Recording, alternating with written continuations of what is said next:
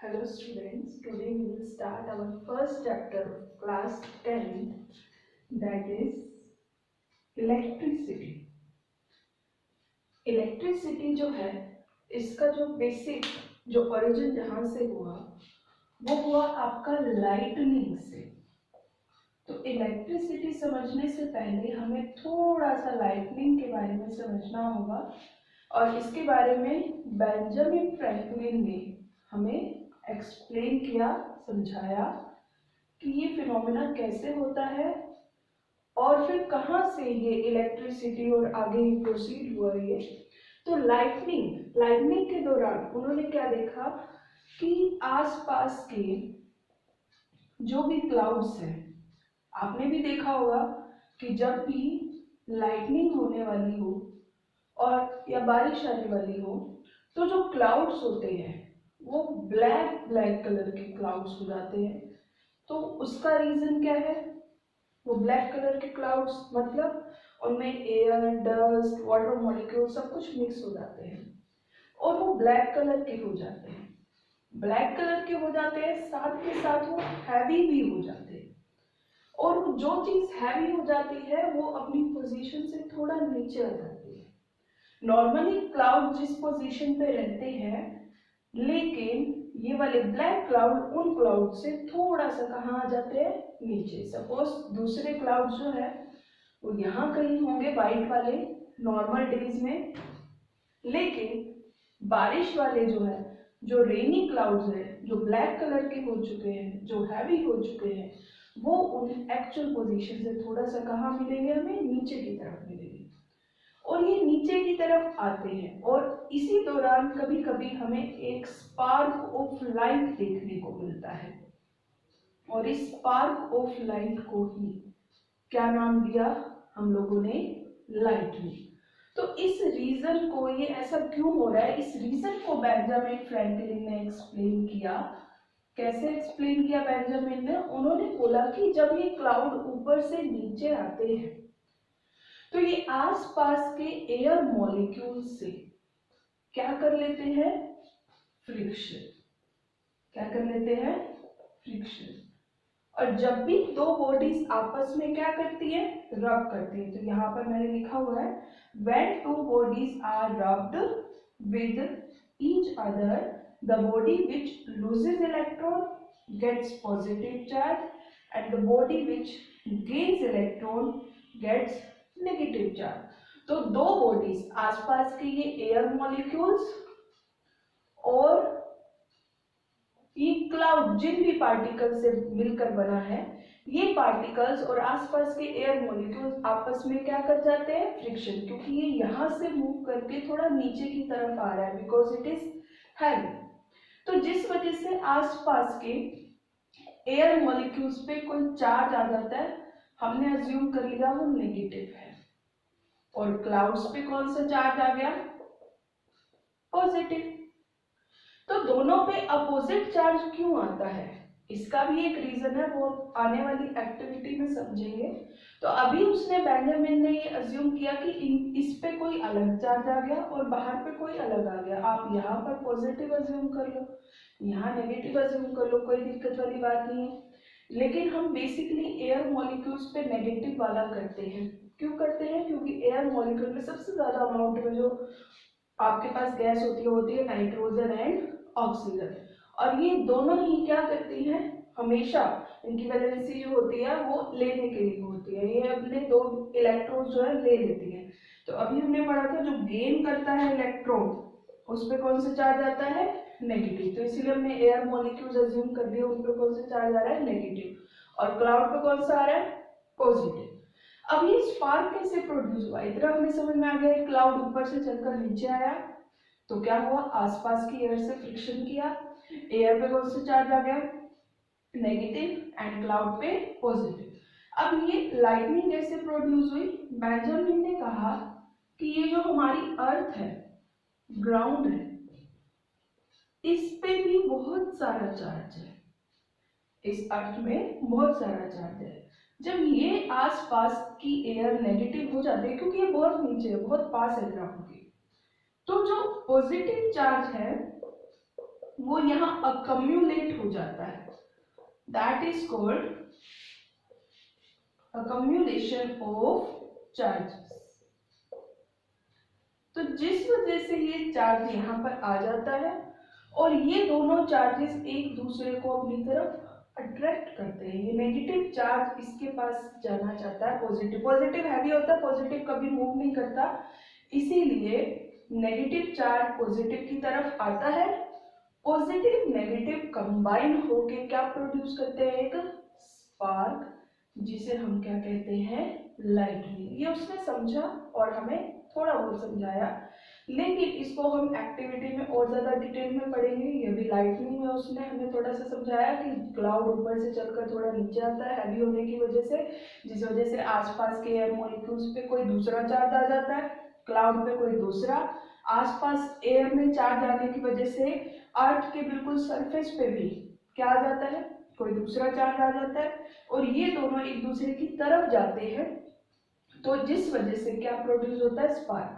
अब इन पे चार्जेस आ क्यों रहा है, ये एक दूसरे की तरफ जा क्यों रहे हैं, इसको हम एक्टिविटी से समझते हैं। उसको इसने एक्सप्लेन करने के लिए क्या लिया, एक ग्लास रोड ली, दिस इज ग्लास रोड, और उसको रब किया एक पीस ऑफ सिल्क क्लॉथ के साथ। एक ग्लास रोड को रब किया सिल्क क्लॉथ के साथ, और फिर उसने एक्टिविटी की, क्या, दोनों ग्लास रोड को, दो जगह उसने ये एक्सपेरिमेंट किया परफॉर्म। पहली जगह भी उसने ग्लास रोड और सिल्क क्लॉथ को रब किया, मान लो कोई उसका सेकंड पार्टनर था, उसने भी सेम यही प्रोसीजर किया, 2 बार ये चीज हुई। फिर वो दोनों अपनी अपनी ग्लास रोड्स को एक दूसरे के पास लेकर आए, ऐसे फ्रीली सस्पेंड कर दिया उन्होंने, लटका दिया चार्ज रब करते ही। तो हमने क्या देखा, ये दोनों एक दूसरे से क्या जा रही है, दूर दूर जा रही है। सेकेंड केस हमने क्या किया, फिर हम ग्लास रोड को रब करने के बाद किसके पास ले आए, सिल्क क्लॉथ के पास। सपोज सिल्क क्लॉथ को भी हमने फ्रीली सस्पेंड कर रखा है, और हमने क्या देखा, ये दोनों एक दूसरे के तरफ जा रहे हैं, ये दोनों एक दूसरे को अट्रैक्ट कर रहे हैं, they are attracting each other and they are going away from each other, या फिर ये एक दूसरे को क्या कर रहे हैं, रिपेल कर रहे हैं। तो यहां से थोड़ा आइडिया लगा कि एक तरह का चार्ज नहीं है, क्योंकि अगर एक तरह का होता तो हमें ये डिफरेंस देखने को नहीं मिलता। एक जगह तो क्या हो रहा है, दोनों ग्लास रोड, जब दोनों ग्लास रोड को पास पास लेकर आ रहे हैं तो दो क्या कर रही है, एक दूसरे से दूर जा रहे हैं। बट जब ग्लास रोड और सिल्क क्लॉथ को पास लेकर आ रहे हैं तो वो एक दूसरे से क्या कर रही है, पास पास आ रही है, अट्रैक्ट कर रही है।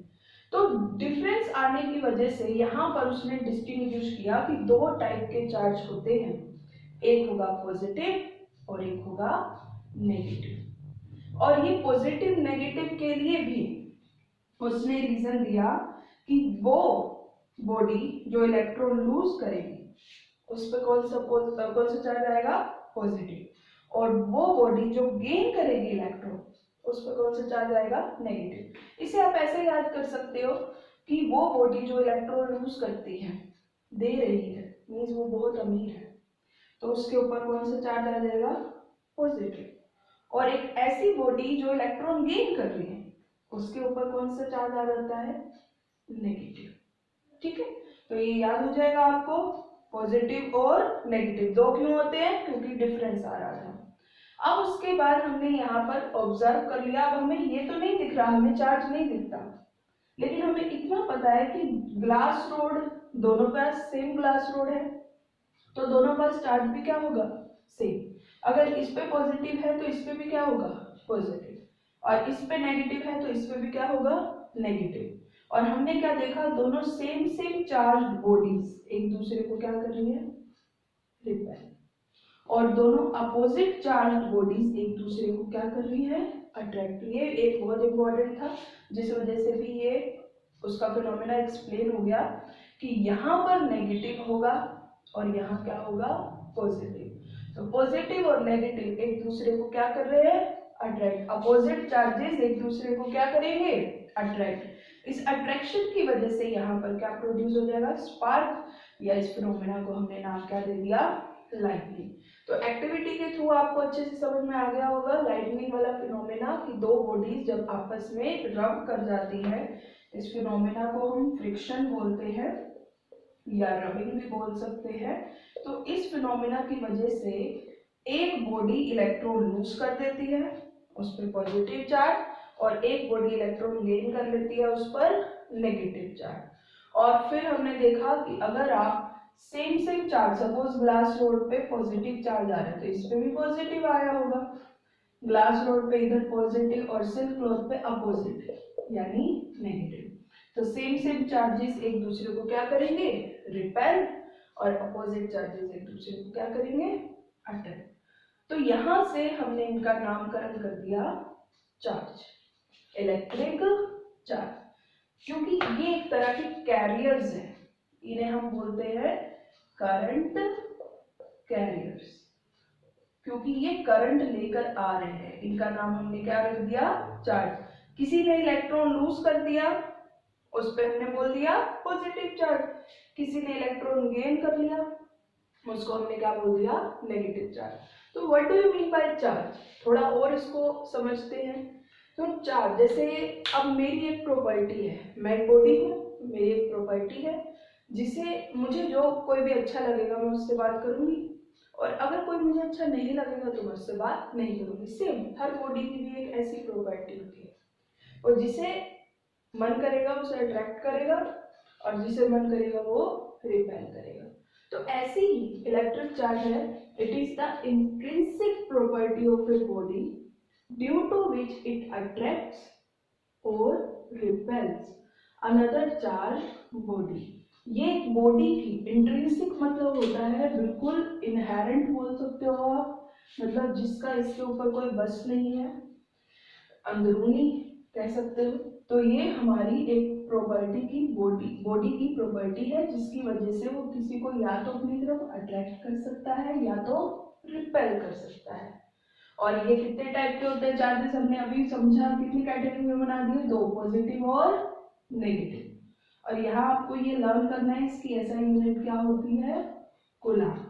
बाकी हमने एक्टिविटी से समझ लिया कि सेम चार्जेस एक दूसरे को क्या करते हैं, repel, and opposite charges attract each other. तो जब भी हम दो बॉडीज को रब करते हैं तो एक बॉडी इलेक्ट्रॉन लूज करेगी, उस पर हम क्या जूम कर लेते हैं, कौन सा चार्ज आ गया, पॉजिटिव। एक बॉडी इलेक्ट्रॉन गेन कर लेगी, उस पर कौन सा चार्ज आ जाएगा, नेगेटिव। ओके, तो ये हमारा चार्ज और इलेक्ट्रिसिटी से ये दोनों टॉपिक मिक्स है, इसीलिए मैंने इन्हें पैरेलल में राइट किया है, क्योंकि आपको ये समझ में आएगा तो ये समझ में आएगा, और अगर ये समझ में आएगा तो आपको ये समझ में आएगा।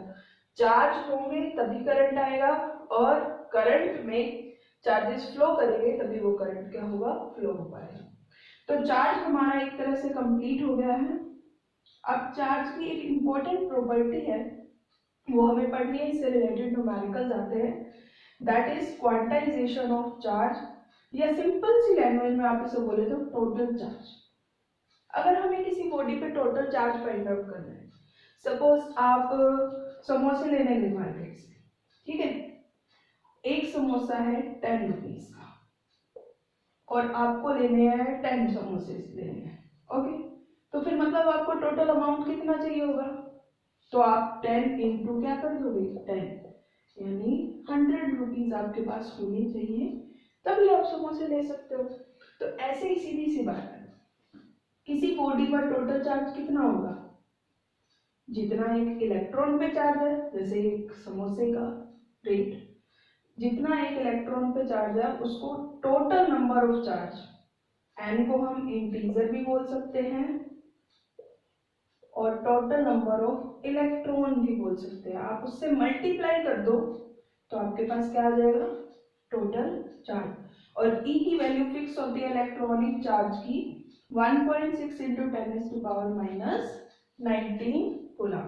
तो जैसे मैंने कहा, एक न्यूमेरिकल हम अटेम्प्ट करते हैं, क्वेश्चन है, मैंने कहा how many electrons how many electron, मैं एन पूछ रही हूँ, are there in 1 coulomb charge, charge कितना गिवन है आपको 1 कूलम्ब, तो आप एन अलग कर दोगे, क्यू अलग कर दोगे, एन इज इक्वल टू क्या हो गया क्यू अपॉन ई, क्यू कितना गिवन है 1, ई कितना है 1.6 इंटू 10⁻⁻19, और ये प्लस माइनस क्यों राइट किया हुआ है, क्योंकि आपको पता है charge can either be positive और नेगेटिव, तो अगर चार्ज पॉजिटिव रखना हो तो पॉजिटिव, नेगेटिव रखना हो तो नेगेटिव, ये आपको क्वेश्चन की स्टेटमेंट से देखना पड़ेगा।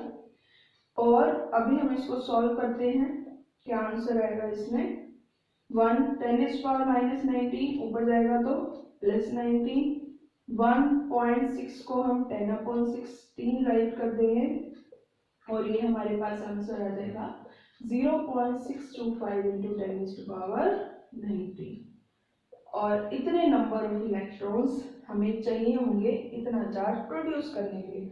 तो वो आपसे एन भी पूछ सकता है, क्यू भी पूछ सकता है, और आपको इस फॉर्मूले का यूज करके उसको फाइंड आउट करके बताना है।